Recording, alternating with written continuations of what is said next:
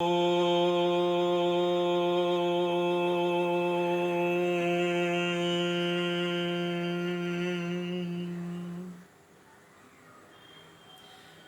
भगवान उवाच पवनः पवतामस्मि रामः शस्त्रभृतामहम् झषाणां मकरश्चास्मि स्रोतसामस्मि जाह्नवी। भगवान द्वारकाधीश अपने प्रिय शिष्य अर्जुन से कहते हैं कि मैं पवित्र करने वाली वस्तुओं में मैं पवन हूँ, शस्त्रधारियों में मैं राम हूँ, और जो जलचर हैं उनमें मैं मकर हूँ, मगरमच्छ हूँ, क्रोकोडाइल हूँ, और नदियों में नदी मैं गंगा हूँ, जानवी हूँ। गंगा मैया की बात चलिए तो जब हम स्नान करते हैं तो क्या स्नान मंत्र होता है? गंगे च यमुने चैव गोदावरी सरस्वती नर्मदे सिंधु कावेरी जले अस्मिन् सन्निधिं कुरु। 7 नदियों का यहाँ पर उल्लेख आ जाता है।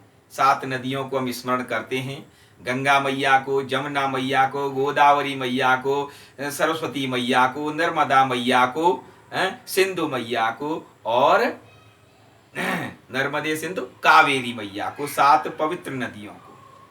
आज नदियों की बात करते हैं तो आज जो बात चलेगी वो चलेगी गोदावरी की, क्योंकि गोदावरी मैया नेपाल में भी है, गोदावरी मैया भारत में भी है। सब कुछ एक सा है, एक ही है। आध्यात्मिक रूप से नेपाल और भारत की संस्कृति एक ही है। तो गोदावरी मैया के प्रसंग में तो ये है कि क्योंकि उनसे जो मिला हुआ जो संबंध है वो क्या है कि अहिल्या, श्रीमती अहिल्या और महर्षि गौतम जी, ये दोनों कहाँ रहते थे? जो धर्म ग्रंथ के अनुसार तो यहाँ जो लिखा हुआ है कि धर्म ग्रंथ हरू का पौराणिक कथा अनुसार, धर्म ग्रंथ हरू का पौराणिक कथा अनुसार गौतम ऋषि र उनकी श्रीमती अहिल्या पनौती को त्रिवेणी घाट नजीकई बस थे। तो अहिल्या मैया और गौतम ऋषि ये त्रिवेणी घाट पर, जिसको सची तीर्थ भी कहते हैं, ये पनौती में रहते थे। तो ये बात आई। अब दूसरी बात जो भारत की है, तो भारत में भी यही कहानी है।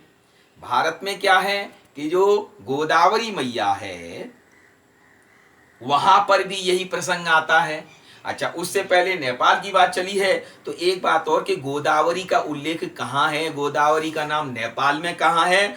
तो गोदावरी जो नेपाल में है, एक तो गोदावरी है कैलाली, जिसका नगर पालिका का भी नाम है, और सुदूर पश्चिम जो प्रोविंस है उसकी कैपिटल का भी नाम, राजधानी का नाम भी गोदावरी है। और दूसरा उल्लेख गोदावरी का नेपाल में है, ललितपुर में है। वहां तो मैं स्वयं गया हूँ, गोदावरी मैया के दर्शन भी किए हैं, किनारे पर इस खड़ा होकर के आचमन भी किया है, वो भी गोदावरी है। और तीसरी मतलब गोदावरी खोला है ही वहां पर। तो गोदावरी की बात यहाँ हो गई, गौतम ऋषि की बात आ गई, अहिल्या मैया की बात आ गई। अब इससे आगे जब चलते हैं, भारत की ओर चलते हैं, तो भारत में जो त्र्यंबकेश्वर हैं, भारत में जो त्र्यंबकेश्वर हैं महादेव 12 ज्योतिर्लिंगों में, तो वो वहां पर भी गोदावरी हैं। महाराष्ट्र में नासिक जिले में ब्रह्मगिरी पर्वत है। ब्रह्मगिरी पर्वत से गोदावरी मैया का जो है उद्गम स्थल होता है। और उनकी जो कहानी चलती है वो भी ऐसे ही चलती है कि माता अहिल्या थी और साथ में जो है गौतम ऋषि थे। तो ये जो कल्याण अंक है, कल्याण अंक है, इसमें उल्लेख आया है, उसी का थोड़ा सा पठन करके अमृत वचन का स्वाद लेते हैं कि त्र्यंबकेश्वर जो 12 ज्योतिर्लिंगों में महादेव जी का उल्लेख है, उसमें क्या है कि बंबई प्रांत के नासिक जिले में स्थित है। त्र्यंबकेश्वर ज्योतिर्लिंग समीपवर्ती ब्रह्मगिरी नामक पर्वत से पूत सलिला गोदावरी निकलती है।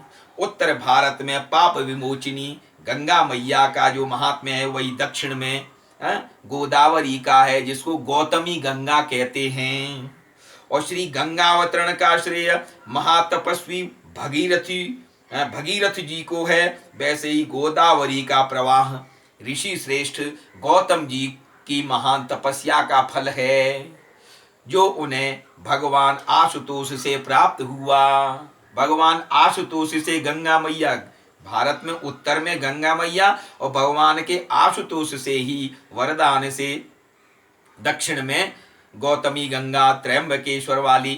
तो श्री वहाँ आगे बात चलती है तो श्री त्र्यंबकेश्वर का दर्शन कर लोग अपने को कृतकृत्य मानते हैं। शिव पुराण में वर्णन आया है कि गौतम ऋषि तथा गोदावरी और सभी देवताओं की प्रार्थना पर भगवान शिव ने अपने इस स्थान पर शिव ने इस स्थान पर वास करने की कृपा की और त्र्यंबकेश्वर नाम से विख्यात हुए। अब इसमें आगे जो कथा चलती है उसमें क्या है कि गौतम ऋषि जब आराम से रह रहे थे वहां पर, तो कुछ ब्राह्मणों ने षड्यंत्र रचा कि ये तो ज्यादा फल फूल रहे हैं, सबको अन्नदान भी कर रहे हैं। तो उनको जब वहां से भगाने की सोची तो गणेश जी को भी साथ में ले लिया, गणेश जी महाराज जी को भी साथ में ले लिया। और गणेश जी ने भी ना नुकुर करके अनमने मन से और फिर भी जो है हाँ कर दी ब्राह्मणों की। तो फिर वो एक दुर्बल गाय का रूप लेकर के वहां गए और जब गाय को जब खेत में चरते देखा गौतम ऋषि ने, तो उन्होंने उसको डांट फटकार करके तिनकों के सहारे से ही उस गाय को जैसे ही निकालना चाहा कि वो गाय जो है कांप तो रही थी, कमजोर वैसे ही थी, और वो जो है वहीं पर वो निधन को प्राप्त हो गई। तब ब्राह्मणों ने शोर मचा दिया, जो छिपे हुए थे, ओ ये तो गौतम ऋषि ने जो एक गौ का जो है वध कर दिया है। फिर उनको उपाय भी बताया कि तुम जो पृथ्वी के 3 चक्कर लगाओ, वो इतने कोटि रुद्र जो है स्थापित करो, शिवलिंग स्थापित करो, ये स्नान करो, वो स्नान करो। लेकिन उससे एक फायदा, उससे एक लाभ ये हुआ कि गौतम ऋषि के समक्ष शंकर जी प्रकट हो गए। तो उसमें गणेश जी भी निमित्त मात्र बन गए और शंकर जी भी जब प्रकट हुए तो गौतम ऋषि ने जब कठोर प्रायश्चित किया, भगवान शिव प्रकट हो गए। उन्होंने गौतम से कहा, मां मुने मैं आपकी भक्ति से प्रसन्न हूं, आप वर मांगिए।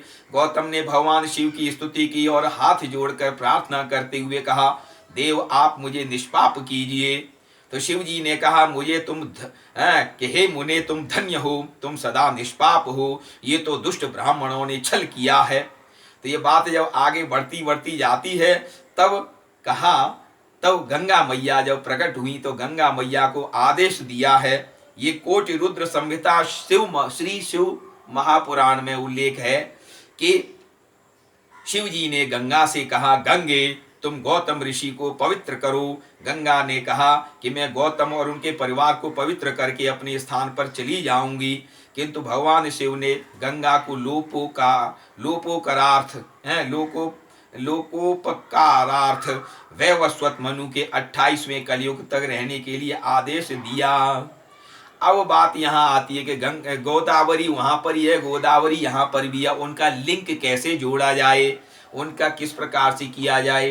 तो एक उल्लेख तो ये है कि यहाँ पर जो सोमवंशी भास्कर वर्मा थे, उन्होंने भी अपना सैन्य अभियान चलाया था। तो वो रामेश्वरम तक पहुंचते थे, रामेश्वरम से जो लाते थे अपने विजय के उपहार के रूप में, उससे जो सोना प्राप्त होता था वो पशुपतिनाथ का उन्होंने स्वर्ण छत बनवाई थी, गोल्डन रूप बनवा दी थी। और उसके साथ साथ जब उनका जो वंशज नहीं, उनको दत्तक पुत्र के रूप में कौन थे, भास्कर वर्मा जी के वो थे, उनका नाम था भूमि वर्मा जी।